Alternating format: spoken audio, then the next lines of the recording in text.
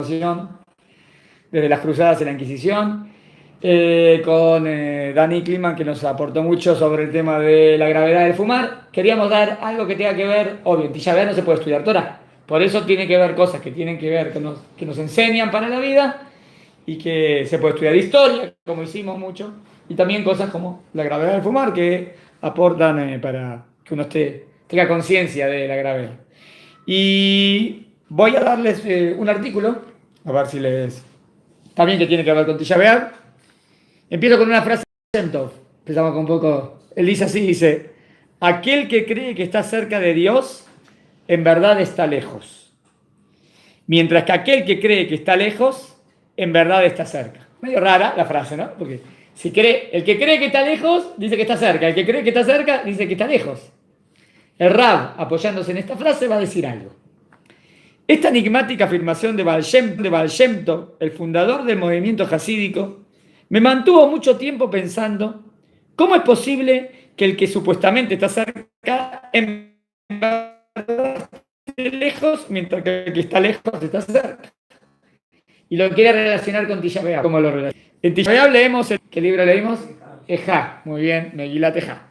Su libro del Tanaj, de la destrucción del templo, se atribuye a Irmiau y va describiendo lo que está pasando en esos días, ¿no? Allí el día más trágico y triste del calendario judío es llamado Moed. Y ahí en la Megilá lo llaman Moed solamente para festival. Entonces, ¿cómo puede ser? Está hablando de una tragedia, Tisha B'Av, y lo llaman Moed. ¿Entendieron la pregunta? Aquí la pregunta. Esto es realmente una descripción extraña. Un término que normalmente se reserva para festividades alegres, tales como Pesaj, como Shavuot. ¿Cómo es posible considerar una festividad al día en que ambos templos fueron destruidos y en el que ocurrieron otras innumerables tragedias? O sea, la pregunta es, lo llaman Moed, y Moed es una palabra que significa fiesta. Entonces, ¿cómo puedo a Tisha B'Av llamarlo fiesta? De fiesta no tiene nada. Lo que sí sabemos, que cuando se construya el Bet HaMikdash, ¿qué va a pasar con el 9 de Av? Cuando se construya, ya no va a ser más días de tristeza. Al contrario, va a ser un día de fiesta. Va a ser día de alegría, porque ya se van a anular todos los ayunos y vamos a festejar. Eso sí, pero llamarlo ahora Moed no le veo sentido. Recuerdo, dice el Rab, un Rab de América, estaba en Baltimore hacia New York, cuando de pronto vi al borde del camino un cartel que decía 60 kilómetros a Washington. No podía creerlo. Estaba conduciendo en dirección equivocada. Se equivocó. Cuando ve 60 kilómetros de Washington, significa que fue al revés. O sea, todo el tiempo se estaba alejando. Por un lado, me sentí sumamente frustrado conmigo misma por haber viajado hacia el sur, alejándome de mi destino. Pero por otro lado, me alegré. ¿De qué se alegró? De que se dio cuenta. Menos mal que me di cuenta. Si sigo así, llego a aguantar aquí ver. Por lo menos, la visión positiva. Me alegré de reconocer mi error antes de alejarme todavía más.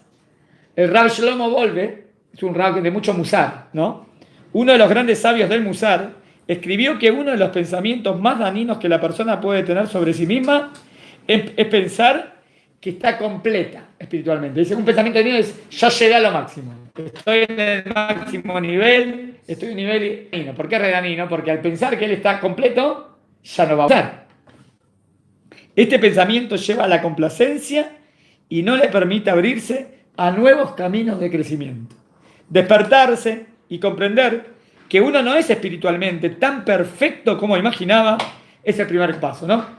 Me parecía como el primer paso es uno reconocer que el fumar es negativo, ¿no? Y se da cuenta y ahí, el primer paso es reconocer que uno no es perfecto. Esencial para poder crecer. Solo cuando dejamos de engañarnos a nosotros mismos, dejo de engañarme, ahora puedo mejorar. En este sentido, ¿cómo podría ser Tisha B'Av como un Moed? ¿O cómo Tisha B'Av podría ser un puente para crecer? Podemos ver el elemento de alegría que forma parte de la experiencia de Tisha B'Av, que de alegría, es todo tristeza. Reconocer nuestra devastadora pérdida y comprender que tocamos fondo nos muestra que estamos lejos de la perfección y nos saca de nuestro letargo. ¿Vino la destrucción? Sí. ¿Por qué? Porque nos portamos mal. Sí. Entonces, ¿qué tenemos que hacer ahora? Y bueno, vamos a mejorar. Ya Mal, ya estamos en lo peor, se destruyó el templo, ahora vamos para arriba. Entonces, reconocer eso me da fuerza para mejorar, ¿entienden? Como veo también el punto trágico como un puente para crecer, como del mashber, como decíamos el otro día, el sheber, que es algo, también era alimento, como que las pruebas de la vida son posibilidades para crecer más. Es la señal que nos advierte que tenemos que cambiar la dirección. Al reflexionar respecto a cuánto nos hemos alejado, también podemos entender que nos dimos cuenta antes de seguir descendiendo todavía más, como este que se estaba alejando, dijo, no, tengo que volver para el otro lado, y canalizar nuestra energía para corregir los errores que nos desviaron del camino. Quizá esto es lo que quiso decir el Baal Shem Tov. A ver cómo lo contesta, cómo lo relaciona con el Baal Shem Tov. A lo mejor esto puede tener que ver con el que dijo el Baal Shem Tov. El que está cerca de Dios está alejado, y el que está alejado está cerca. A lo mejor quiere decir el que está cerca, el que se cree, el que se la cree que está re cerca. Porque ahora no va a crecer más. Pero el que está lejos, el que sabe que está lejos, ahora, ay no, estoy mal, voy a mejorar. El otro día me decía, estaba hablando con mi esposa, es increíble eso que pasa acá en Israel, a veces mucho, ¿no? Que a veces veo chicos que están perdidos y de repente vuelven en Teshuvah, pero de repente en una manera abrupta. Pero bien, Baruch Hashem, ¿no? Pero bueno, de repente empezaron a alejar. Él estaba alejado, ella estaba alejado, se casan y decidieron ser religiosos ahora. No es que no sabían nada, ¿eh? No es que no sabían nada, porque sabían, si venían de familias. Pero se empezaron a alejar, pero de repente dijeron, bastante en la como que bastante en la teníamos que tontear un poquito, pero no, ahora nos casamos, hay que caer. Y de repente vuelven. O sea, obvio, no digo que tiene que ser así, no tiene que caer nadie, uno tiene que estar elevado y mantenerse. Pero es interesante que les queda en el subconsciente, saben que están así. No, y dicen, nos casamos y de repente lo ven ya, la mujer con el kisuy. El otro día estaba en la discoteca. Me digo, y ahora religiosos.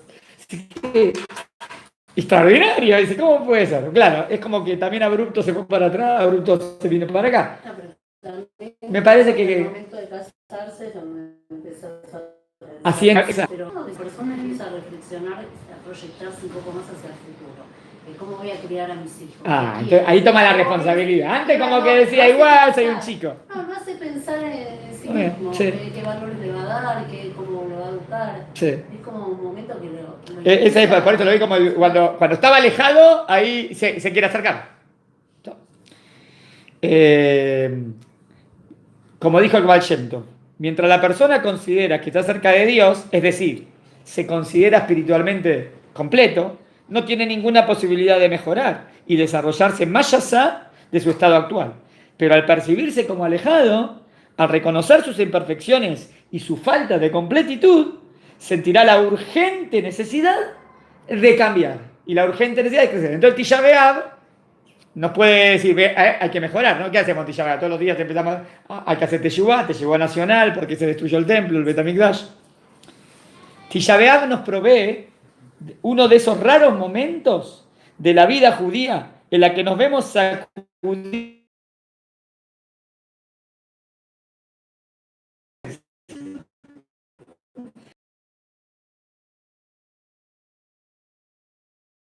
la realidad. Y tu resultado es doloroso saber todos los errores que tienes, pero es bueno para mejorar. En ese sentido, Tisha sería como un Moed, una festividad judía que nos impulsa a crecer en nuestra relación con Dios, nuestros semejantes e interiormente. Está bien, el primer artículo me pareció muy bueno, ¿no? Cómo agarró lo malo para lo bueno. Cómo de lo malo viene lo bueno. Cómo de alejarte viene acercarte. Cómo de la Tisha B'Av, que sería la destrucción del templo, viene la alegría. Este es el primer artículo. Y el segundo, a ver qué dice así. El 11 de abril de 1944, Ana Frank escribe en su diario: ¿quién nos hizo a los judíos diferentes de todos los otros pueblos? ¿Quién nos permitió sufrir de forma como la que estuvimos hasta ahora? Dios es quien nos hizo lo que somos y también será Dios quien nos vuelva a elevar. ¿Quién sabe? Incluso es posible que nuestra religión sea el lugar de donde todo el mundo y todas las personas aprendieron lo que es el bien. El judaísmo. Y solo por esa razón es que a lo mejor estamos sufriendo hoy, dice Ana Frank, en la época del Holocausto. Nunca podremos ser solo holandeses o solo ingleses, ni representantes de ningún otro país. Simplemente siempre seguiremos siendo judíos. Fuerte, ¿no? La frase de Ana Frank en su diario. Ana Frank entendió algo. El Talmud pregunta, ¿de dónde deriva el nombre del monte Sinaí? ¿De dónde viene la palabra Sinaí? Y también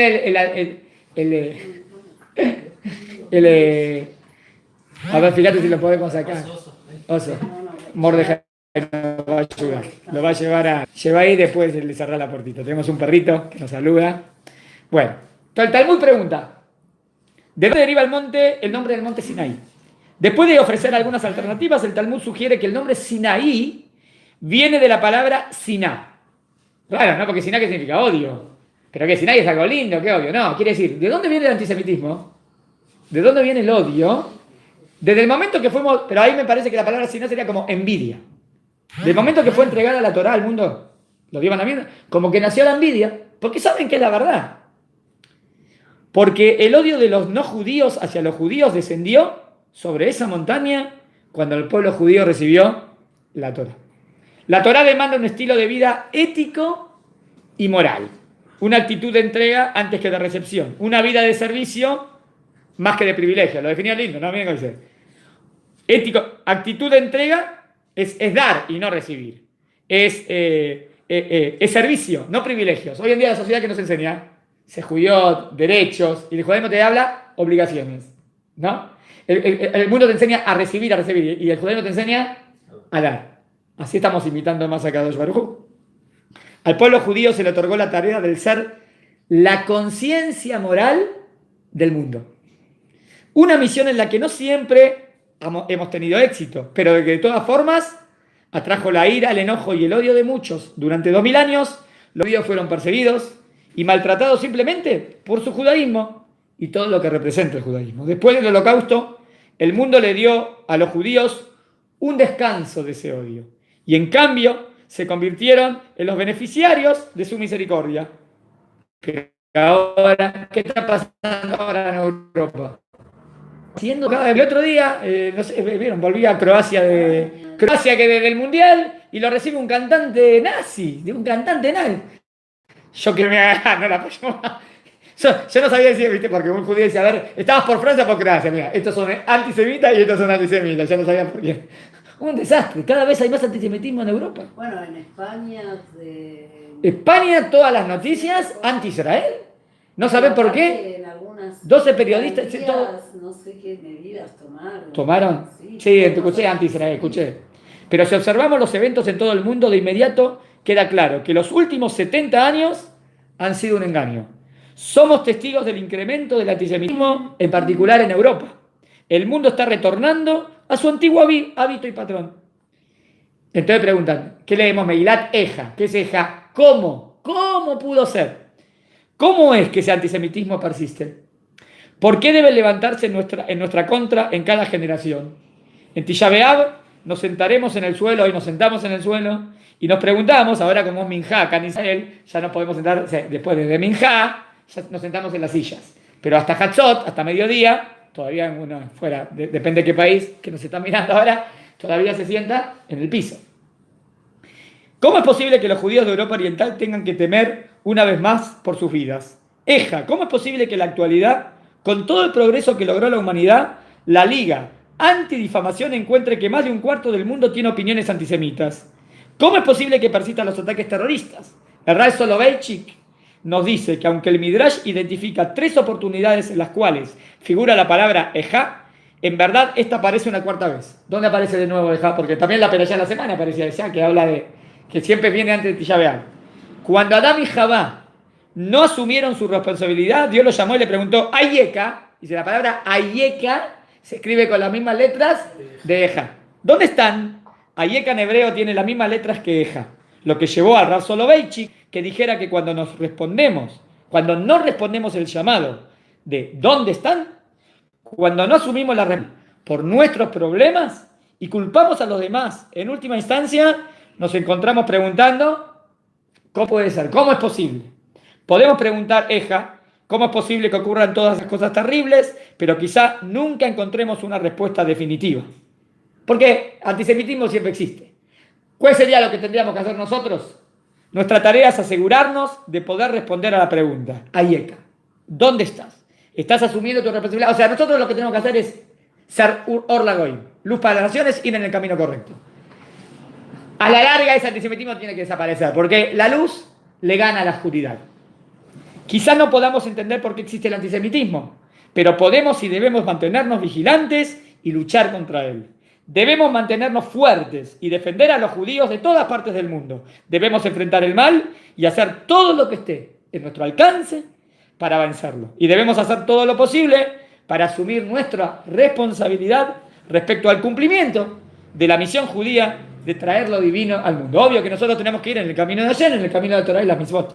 Si los judíos como individuos fueron odiados por ser la conciencia de otros, mucho más un país judío genera odio por ser la conciencia moral de todo el mundo. Y se espera del mismo niveles morales más elevados que de cualquier otro país o estado.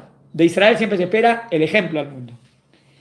Nuestra tarea es no desalentarnos preguntándonos, Eja, ¿cómo pudo pasar? Sino asegurarnos de poder responder a la segunda pregunta. Ayeka, ¿dónde estás? El antisemitismo no terminará si nos asimilamos o nos batimos en retirada.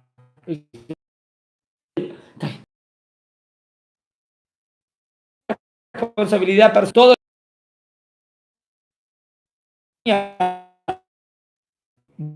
Debemos ser su catalizador. No cansados de dejar, debemos responder a Ayeka. ¿Dónde estamos? Y para si queremos levantarnos del suelo y poner fin al duelo, está en nuestras manos. Entonces, la redención, el Mashiach. Si Dios quiere, acá en Israel estamos terminando. Vamos aquí a Minjá. Y bueno, si Dios quiere.